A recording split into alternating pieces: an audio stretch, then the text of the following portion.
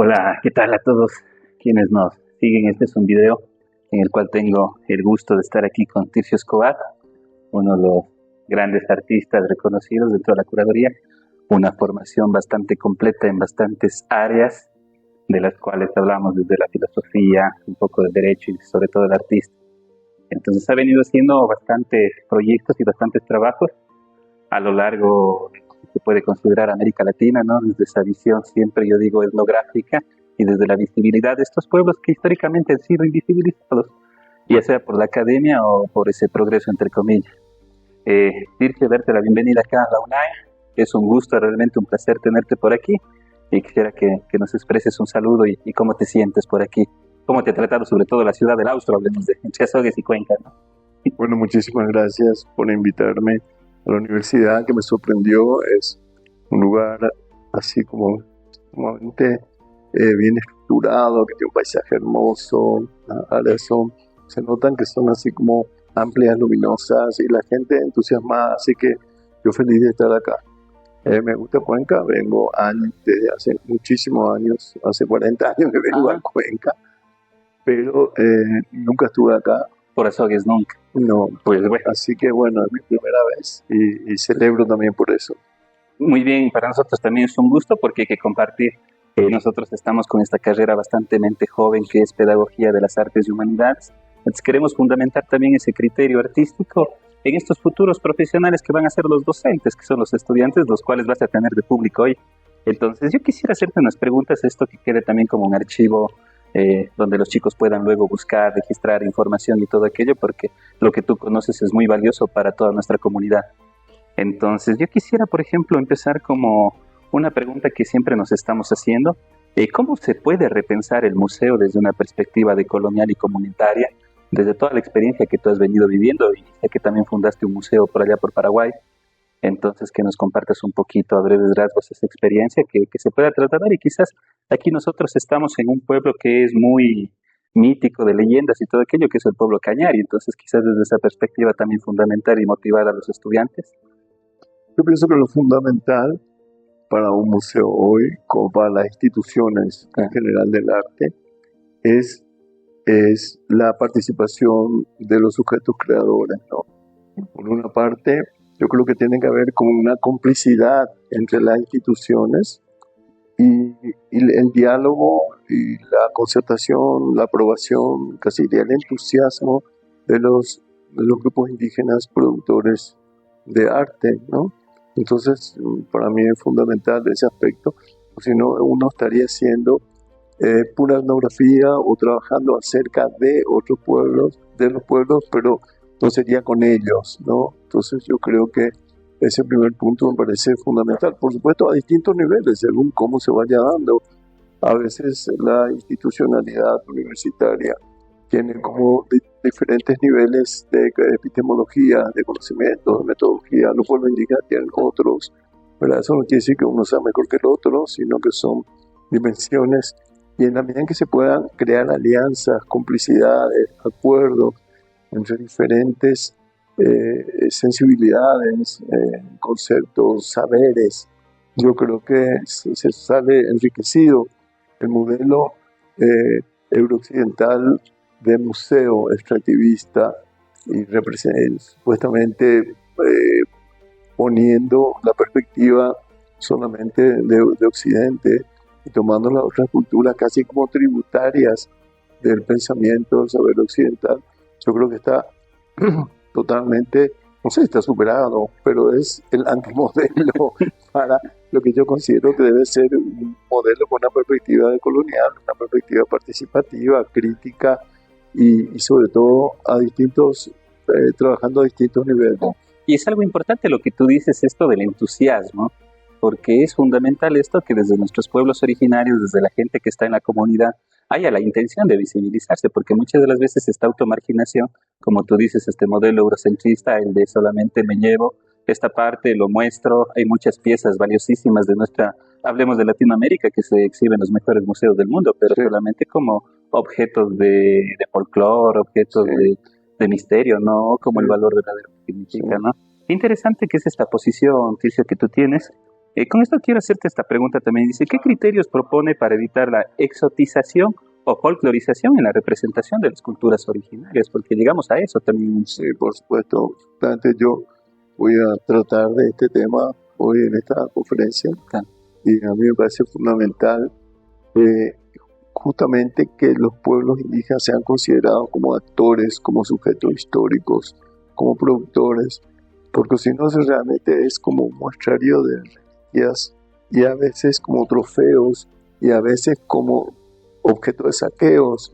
Yo, por ejemplo, tomo como caso último que yo di charla incluso el que de Branly en París, que tiene todas las culturas del mundo. El Museo del Hombre. El que era el Museo del Hombre, sí. Allá. Sí. Y es impresionante la cantidad de colecciones que tienen, pero todas están vitrinizadas, todas están muy poco contextualizadas en el sentido de que están como liberadas de sangre, de historia, de polvo, están sublimados, idealizados en términos de lo que Occidente considera bello, están totalmente arrancados de sus contextos, ¿no? Entonces son formas que no tienen alma, no tienen vida. Un secuestro simbólico. Sí. No, y aparte muchas veces son objetos de trofeos. Mismo lo que se ha hecho no solamente con la cultura viva de hoy, sino con la cultura precolombina de América. Están en muchísimos museos europeos y fueron sacados, cuando no saqueados, desde la primera conquista, ¿no? Mira que tú me haces acuerdo, acá hay un ritual que habíamos investigado que es el Huayro, no sé si tú lo conoces. No. Entonces, hubo la pelea entre Paul River y Oberman, quién fue el que descubrió, cuando es algo que es tan propio de nuestros pueblos y que ahorita una pieza de ese hueso está en el Museo del Hombre, pero sí, totalmente desraigado del sentido verdadero que significa aquí esa presencia, esa alma que tú hablas, y que es bastante importante porque para nuestros pueblos es eso, es el de compartir con. Y eso es bastante interesante, Tirz. ¿Tú crees cómo podemos articular estos saberes territoriales y comunitarios en proyectos pedagógicos sin caer en lo que tú ya decías, estos extractivismos simbólicos? Yo creo, reitero que es fundamental prácticas horizontales de acercamiento, no objetivar a los pueblos diferentes como si fueran así como puros objetos de estudio u objetos artísticos, desvinculados así de toda la trama afectiva que genera un objeto de arte o que tiene que generar, ¿verdad?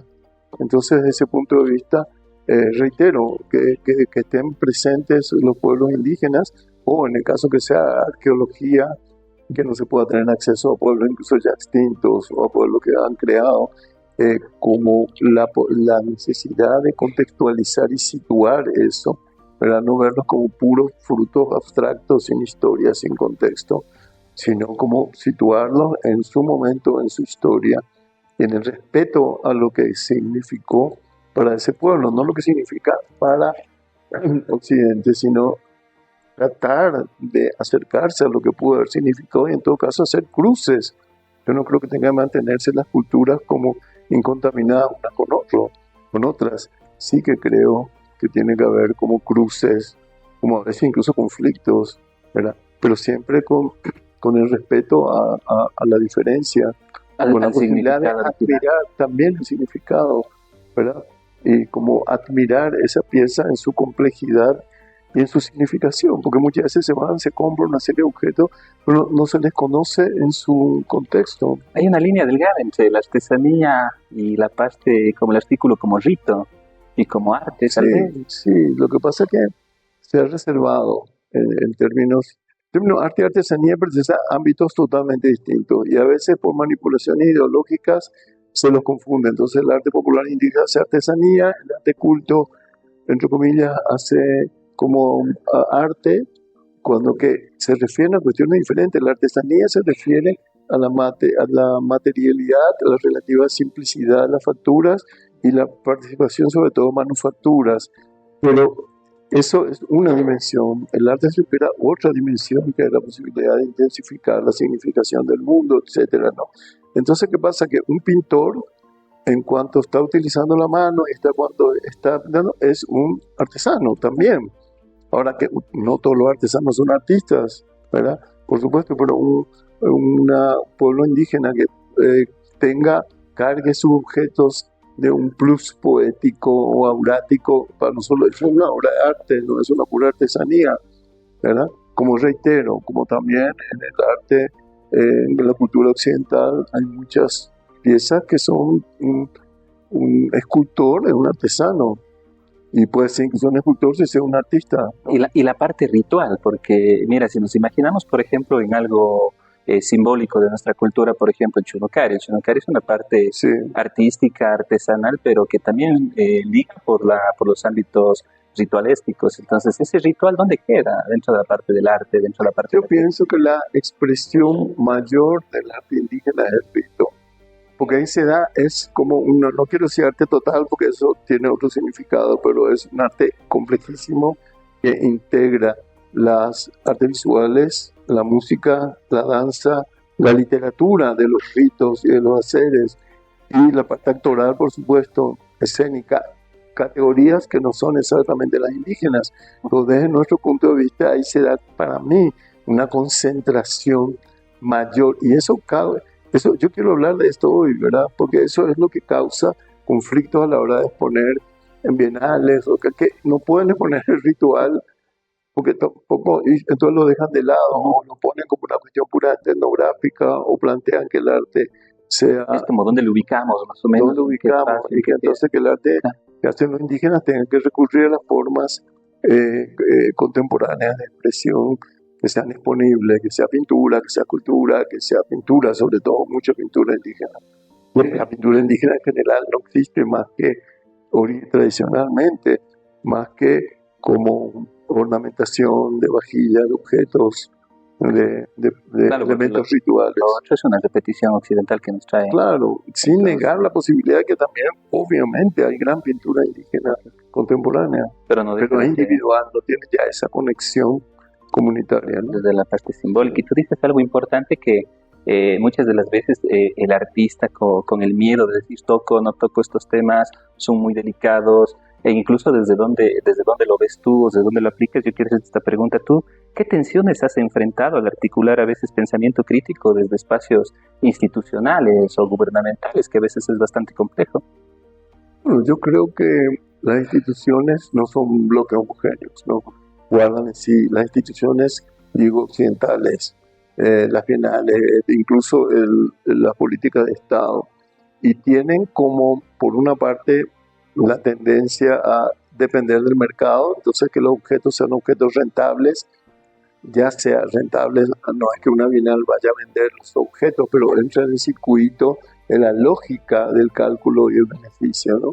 Y entonces, y hay una parte que el indígena entra, otra parte que hay sectores aliados, pensamiento crítico, que procura mantener los espacios de creación indígena. O sea que es inevitable que se crucen en este momento, no se puede trazar una línea, y también hay que ver, en última instancia, la voluntad del artista, del artista popular que quiere. No es que no podés entrar a tal lado porque estos son terrenos, no, si tienen la posibilidad de entrar, y bueno, lo hace, hace, pero a partir de una decisión suya, y en algunos instantes a partir de su conexión con su comunidad. Pero igual no deja de ser complejo en lugares sobre todo donde se ha politizado la mayor parte de espacios culturales. Sí. Creo que tienes la misma experiencia por allá en lo que es Latinoamérica, ¿no? Sí, es muy complejo tratar el tema indígena desde el Estado, ¿no? Supone una serie de mediaciones no solamente respeto, apoyo y como una equivalencia, sino que es muy difícil. Yo he sido ministro de Cultura y el tema para mí era fundamental, el tema indígena, y crear como instancias o circuitos de participación son bastante complejos, pero hay que hacerlos. Nosotros iniciamos el Bicentenario en Paraguay con la cuestión indígena, 10.000 líderes indígenas de guaraníes de Paraguay, Argentina, Brasil y Bolivia, que se reunieron y comenzaron a ver, y nosotros a escucharlos, qué planteaban ellos, ¿verdad? Es que ellos tienen cosas interesantes que decir. Pero son mucho más flexibles de lo que uno cree. La primera reunión ellos dijeron, bueno, queremos entrar de tú a tú en el Mercosur. Perfecto, vamos a estudiar. Había jefes de Estado, tratados y todos ministros. Y la segunda reunión dijeron, no, estuvimos pensando mejor, y nosotros manejamos mejor el gran territorio guaraní, que ellos llaman la vareta, mucho mejor que lo que maneja el Mercosur. Así que no es necesario, si quieren podemos dialogar con ustedes, qué sé yo, pero no es necesario tener como una participación formal. Y esto fue genial, porque realmente hizo pensar demasiadas cosas, ¿no? Y la apropiación desde el mismo lenguaje que tienen ellos hacia la naturaleza. Sí, por supuesto, y nosotros en Paraguay tenemos una gran ventaja, que en Paraguay el 84% de la población habla guaraní. No es que solamente habla guaraní en el sentido que lo conoce, sino que habla en guaraní. Su expresión es el guaraní, que es lengua mucho mayor hablada que el español, aunque la gente es bilingüe, casi toda la gente. Pero mira que es una gran cantidad. Es muchísimo. ¿Y esto es por parte de que hubo alguna, no sé, fortalecimiento por parte del Estado? Mira, el fortalecimiento llegó muy tarde. Llegó hace unos años, cuando se hizo la ley de lenguas, pero ya es una tradición histórica de sobrevivencia y de lucha, de resiliencia y de resistencia del idioma guaraní, que fue perseguido por el Estado, así por la sociedad en general, que consideraba que era un lenguaje inferior, que era inculto hablar en guaraní, y hubo una sobrevivencia y ahora se impone y crece cada vez más. O sea que es un caso como considerable, a pesar de las instituciones, ¿no? Es ese reconocimiento de las nuevas generaciones que le brindan también, porque un fenómeno parecido pasa acá en el Ecuador, cuando vemos, por ejemplo, celebraciones del Inti Raymi. Creo que con esto, Tirso, si nos ayudas, un saludo para la gente de PA, somos de Pedagogía de las Artes y Humanidades, a nuestros estudiantes. Bueno, un enorme saludo, felicitaciones por estar en esto. Y bueno, muchísimas gracias por escucharme. No, gracias a ti por tu tiempo, Tirso, siempre.